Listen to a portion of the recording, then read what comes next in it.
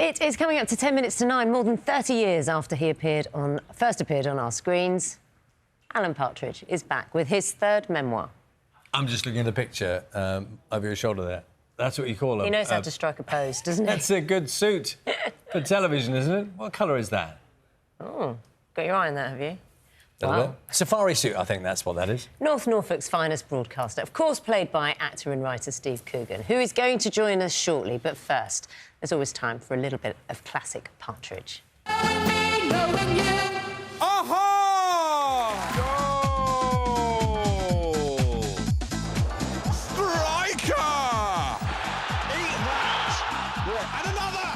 There's Dan. Dan! Dan! Dan! Dan! Dan! Monkey tennis? What? Little pierced my foot on a spike. Rumour has it that that is the shoe that was worn by the horse that trampled that suffragette. Trying to remember her name. Emily Davison. No, the horse. Shouldn't you be at school? Do they not think you're sort of missing out on schoolwork? Well, I think I'll be a little bit old for that now. I'm 33 years of age, What? you know. That's right, I'm 33 years You're of age. 33? That's right, yeah. Without a song or a dance, what are we? So I say thank you for the music, for giving it to me.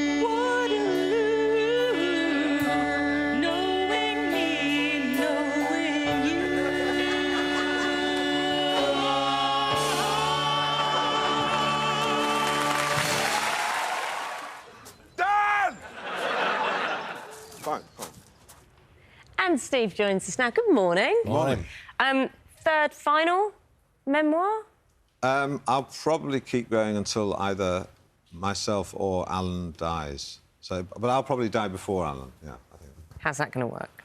Well, because I probably won't kill him off. You know, because he's sort of too sort of ingrained in me now that yeah, people stopped asking me if I'll kill him off now. So. Yeah. How do you feel when people kind of really they see you and they see Alan? Well, Are you comfortable with it now? I remember about 30-something years ago, a guy I was working with, Patrick Marber, we did one radio show on BBC in London, and it was called Knowing Me, Knowing You, and it was a talk show, and it went very well. And he said, this programme you recorded tonight is going to change your life, and in about 5 years' time, people will be shouting "aha" at you across the street. And I remember thinking, that would be fantastic. So be careful what you wish for. So yes, it's something I've sort of I'm used to now. That call out, the aha, that people do, presumably quite a lot. Has it ever happened in a really inappropriate place, where, like, somewhere where I don't know, where you're doing personal things and then someone does that? It must have happened. Well, no, but someone did in a men's urinal. A man tried to shake my hand in a. Nice. And I once had a note pushed. What did you say to him? Well, I said no because... Well, I won't tell you what I said to him, okay. but it's not suitable. No. What was the note? You said I said someone passed me a note under a toilet cubicle once to sign.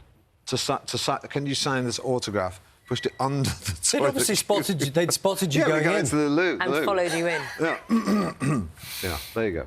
That's the downside of fame sometimes. Well, you know, that's the fame tax. And tell me, now, when you saw that clip a moment ago, you were saying that was a very long time ago. Just do the dates for us. When is it 30 years now? Well, it's on television in 1994, so next year it'll be 30 years since I was on BBC television screens as Alan. But we started on radio 2 years before that, so it's 31 years old. And was there a time? I know you said you're going to go with it now all the way through until you know, either one of you died, probably you. Then does that mean you've always loved it? As in, have there been times when you've thought, do you know what? It's too much of me. You know, it's taking up too much of my time. I want to do other things. Did you leave it for a point? Yes, I was worried about being typecast years ago because, of course, you know, when the curse of being very successful with something is people can't take you seriously as anything else.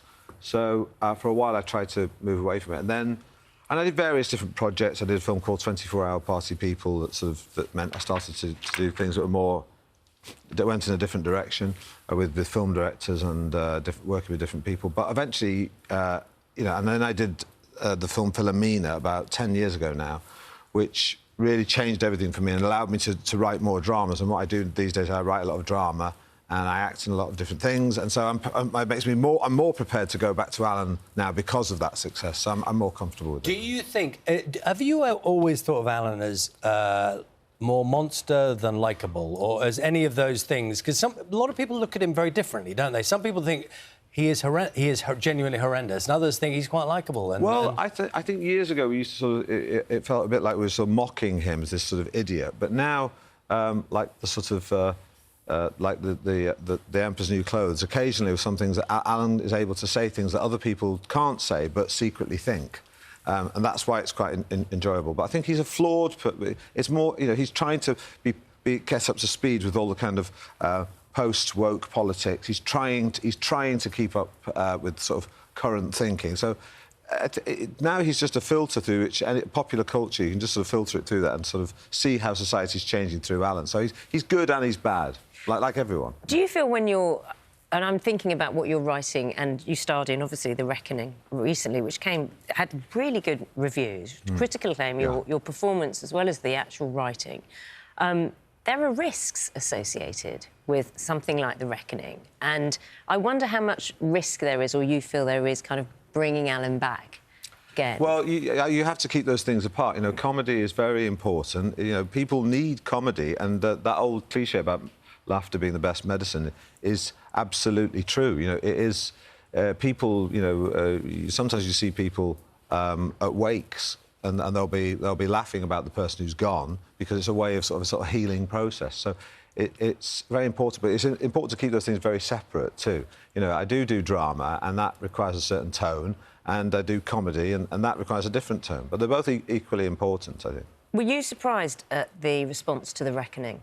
And how I think worried is the wrong word, but how aware were you of how controversial the subject is? It was a gamble because, you know, The Reckoning was about a very troubled period for the media, the BBC and the press media as well, who failed to bring him to account.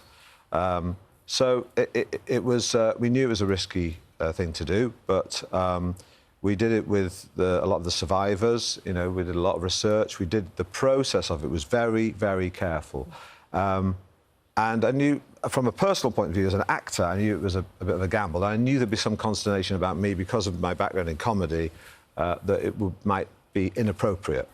So I was aware of that, but I thought, you know, that I could, you know, with a fair wind, I could do justice to the whole project. Do you feel you can breathe easier? I do, yeah, because the reactions have been very good. In fact, the public, in particular, have been pretty universal in how good... And I've had letters from victims who've written saying how important it was and how they were worried, but now they realise it's actually good because it's sort of put it on the map and allowed people to talk about it and stop it happening again.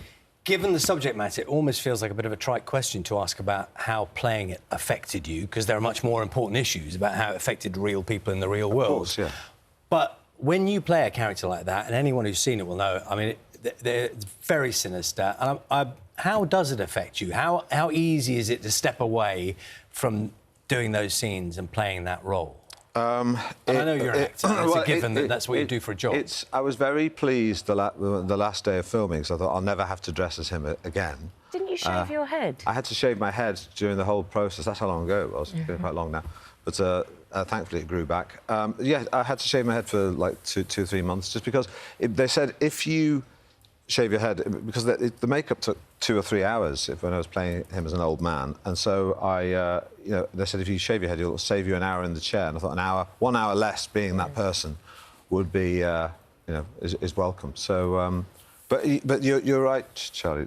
It was very difficult sometimes. I mean, there were a lot of young actors playing victims, young women, and I was very cognizant between takes to be Steve Coogan again as quickly as possible once they said cut, because it's a strange atmosphere. So I would have very ordinary conversations with these young women about what they were studying at college, and I'd sort of jump in and jump out of it. I wouldn't. I'm not a method actor. I didn't have to wander around as him at lunchtime. Well, I mean, it's an extraordinary performance. It really is. And I can understand from what you said about the sort of challenge and the risk attached to it. Partridge, of course, is back. Lovely to see you here this morning. Thank you so much. Thanks for coming on the sofa and talking to us. Pleasure.